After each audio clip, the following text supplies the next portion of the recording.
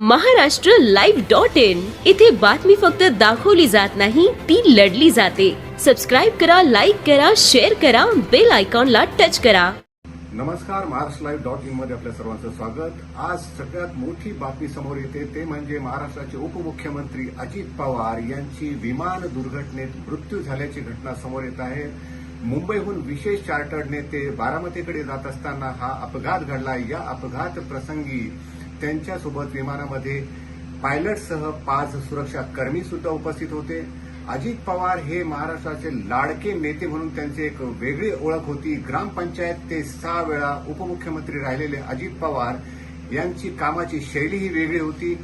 त्यांच्या कामाच्या शैलीमुळे ते राज्यभर प्रसिद्ध होते। ते जनता दरबार भरवायचे आणि लोकांच्या समस्या डायरेक्ट जागेवर सोडवायचे, म्हणून अजितदादांना राज्यभर दादा म्हणून ओळखले जात होते।